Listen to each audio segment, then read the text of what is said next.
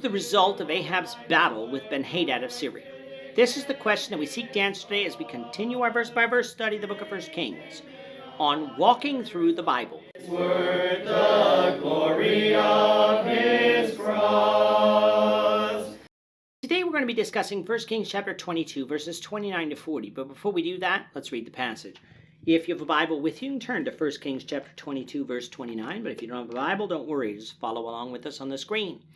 The version that we'll be reading from is the New King James Version. So 1 Kings chapter 22, beginning at verse 29. So the king of Israel and Jehoshaphat, the king of Judah, went up to Ramoth-Gilead. And the king of Israel said to Jehoshaphat, I will disguise myself and go into battle, but you put on your robes. So the king of Israel disguised himself and went to battle. Now the king of Syria had commanded the 32 captains of his chariots, saying, Fight with no one, small or great, but only with the king of Israel. So it was, when the captains of the chariots saw Jehoshaphat, that they said, Surely it is the king of Israel. Therefore they turned aside to fight against him, and Jehoshaphat cried out. And it happened, when the captains of the chariots saw that it was not the king of Israel, that they turned back from pursuing him. Now a certain man drew a bow at random, and struck the king of Israel between the joints of his armor.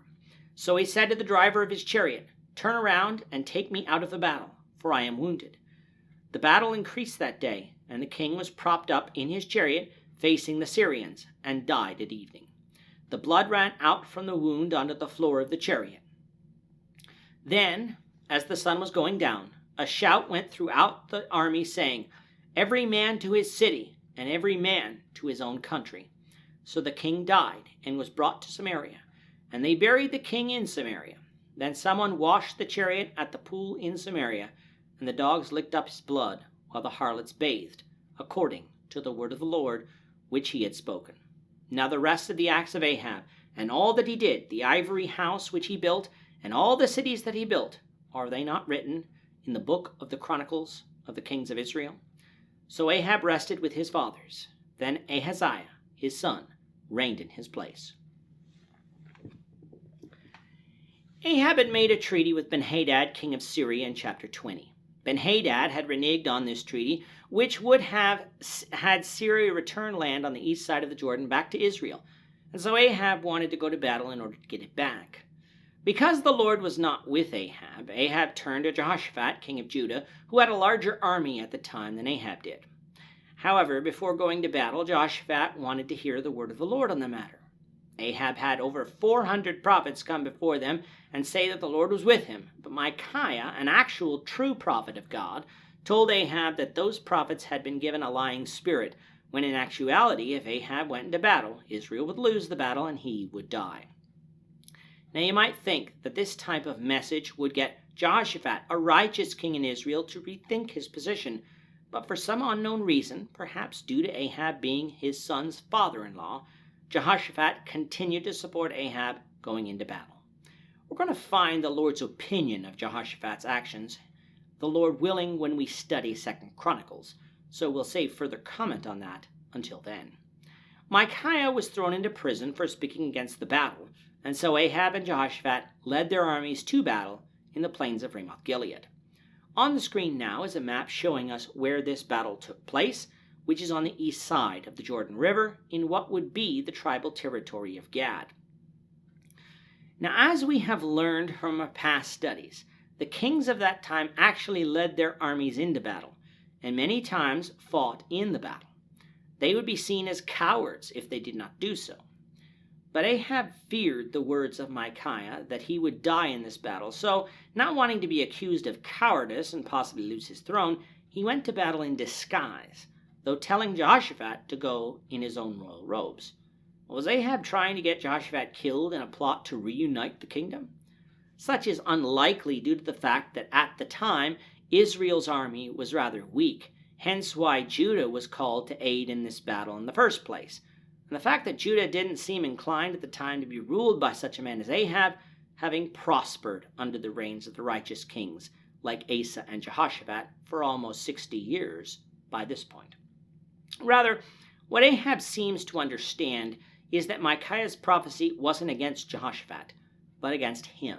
And so, since Ben-Hadad's quarrel was really with Ahab and not Jehoshaphat, it was likely that Jehoshaphat wouldn't die in this battle.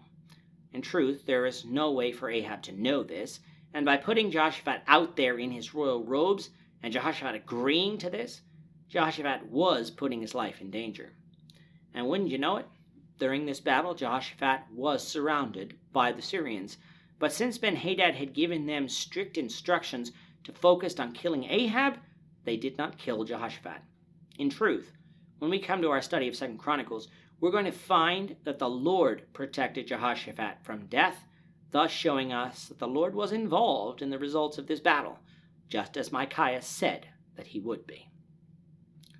Ahab, though, was not protected by the Lord, and his disguise did not save him, for a man drew a bow at random and struck Ahab between the joints of his armor. Ahab didn't immediately die, but was mortally wounded, and eventually died later that evening. And Israel lost that battle, and returned everyone to their cities, just as the Lord had said by the mouth of Micaiah. For Ahab, his body was brought back to Samaria and buried there. The chariot which Ahab laid in dying was cleaned out, and the dogs licked up the blood, while the harlots bathed, just as the Lord had said that they would back in 1 Kings 21 verse 19, as punishment for Ahab's treatment of Naboth. As far as Ahab's reign was, he seemed to be an industrious king, building cities and an ivory house for himself, showing us that he wasn't poor, even if his army wasn't strong enough to take on the Syrians without the help of Judah. But Ahab was an evil man, a man who disobeyed God by serving Baal, and a man that was too weak to stand up to the evil ways of his wife Jezebel. It didn't have to be this way for Ahab, though. He had advantages that previous kings of Israel did not have. He saw the power of God on Mount Carmel displayed in the challenge Elijah made with the prophets of Baal. He knew that Baal was a false god and Jehovah was the true God. He had various prophets from God come and reveal to him the word of the Lord. He was given every opportunity to turn back to the Lord, yet he didn't. Why? Because he chose not to. He chose idolatry over true worship, and he chose his wife over God. He was one of the kings of Israel who knew better and should have done better, but he didn't, and thus is remembered in Scripture as an especially evil king of Israel. On our timeline now, we find that Ahab died in about 853 BC, a date that can largely be confirmed by secular history concerning other battles taking place between Syria and Assyria at that time. Ahaziah, Ahab's son, would reign in his place. With the death of Ahab, the writer of 1 Kings will bring us up in time to cover the reign of Jehoshaphat, something he hasn't done thus far. And so that is what we will be covering, the Lord willing, in the next lesson. With that, our time is up today. The Lord willing, we hope you'll join us for tomorrow's discussion of 1 Kings chapter 22, verses 41 to 53, as we continue our walk through the Bible, one verse at a time. Thank you for watching today's episode.